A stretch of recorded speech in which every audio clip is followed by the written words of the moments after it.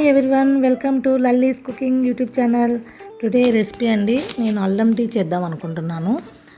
So అల్లం tea అందరూ చేసుకుంటారు కదా ఇంట్లో. అల్లం టీ అలవాటు ఉండేవాళ్ళు ఇలా చేసుకోండి, ఏ థ్రోట్ ఇన్ఫెక్షన్ ఉన్నా పోతుంది అనమాట. ఫస్ట్ హాఫ్ గ్లాస్ వాటర్ తీసుకున్నానండి, అందులో అల్లం కచ్చాబచ్చా దంచేసుకోండి. అది నేను వేసాను, ఒక యాలకు వేసాను, ఇది ఒక యాలకు కూడా వేస్తున్నాను. ఓకేనా, ఇది బాగా మిక్స్ చేయండి.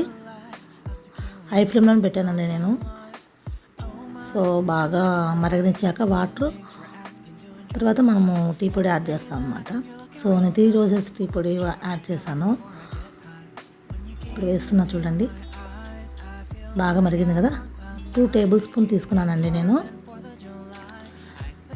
సో బాగా మిక్స్ చేయండి.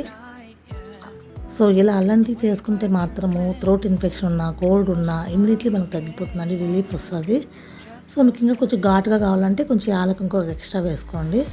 నేను 1 గ్లాస్ మిల్క్ యాడ్ చేస్తున్నానండి.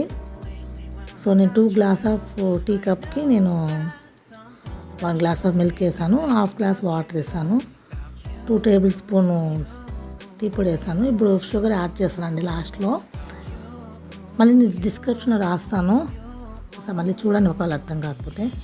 ఓకే, ఇది బాగా మిక్స్ అయ్యాక బాగా హీట్ అవ్వాలి, బాగా మరగనిచ్చాక మనము లాస్ట్లో ఆఫ్ చేసుకోవాలి. సో టీ రెడీ అయిపోయిందండి.